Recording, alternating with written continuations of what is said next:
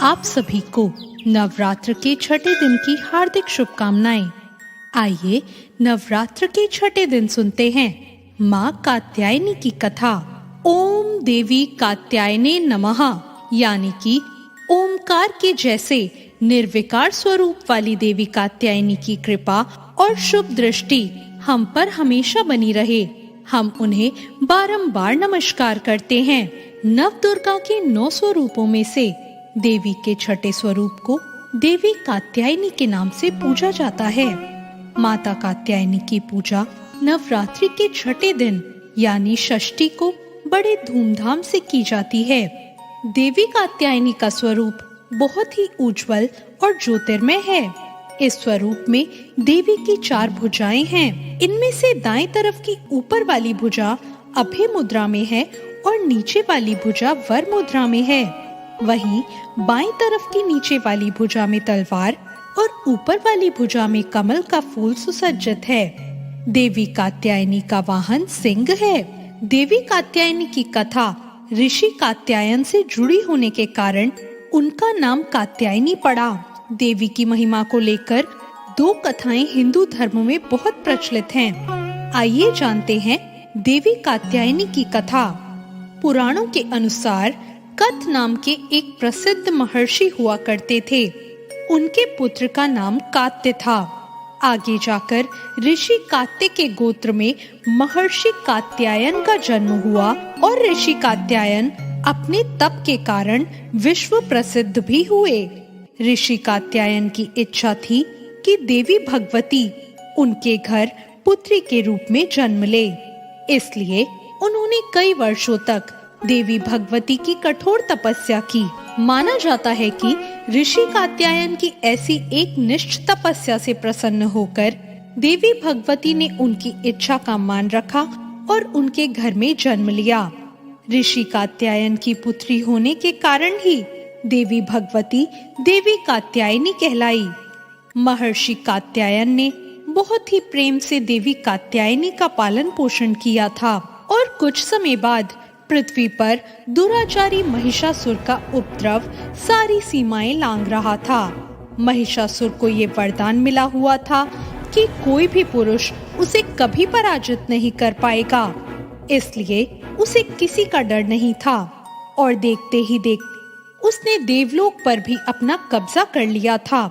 तब भगवान विष्णु, प्रजापति ब्रह्मा और देवाधिदेव महादेव ने उसका विनाश करने के लिए अपने अपने तेज को मिलाकर एक देवी को उत्पन्न किया।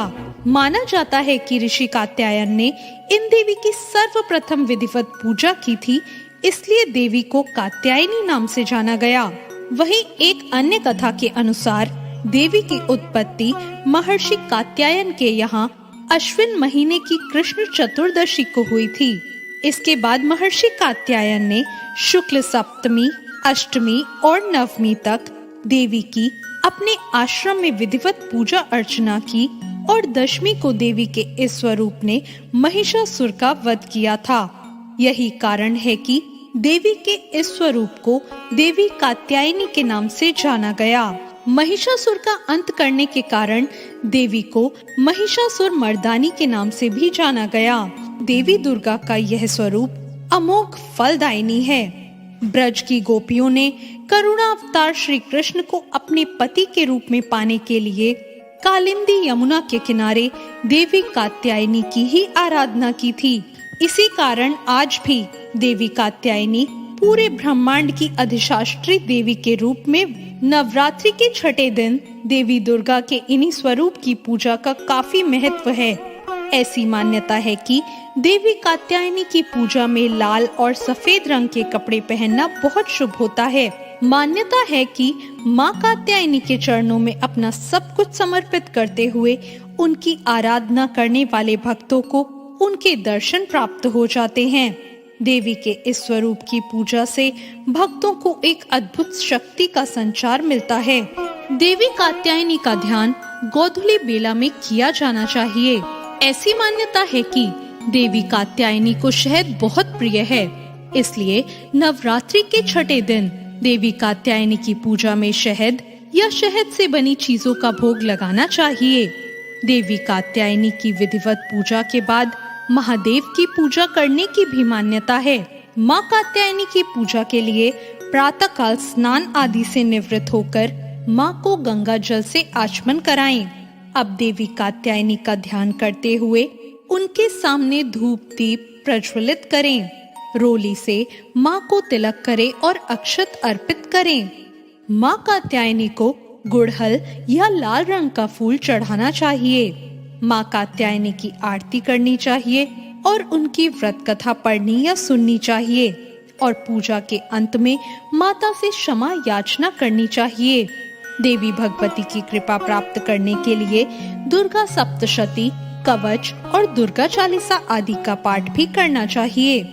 पूजा करते समय माँ कात्यायनी के मंत्र का जाप भी करना चाहिए। माँ कात्यायनी का मंत्र है ओम देवी कात्यायने नमः।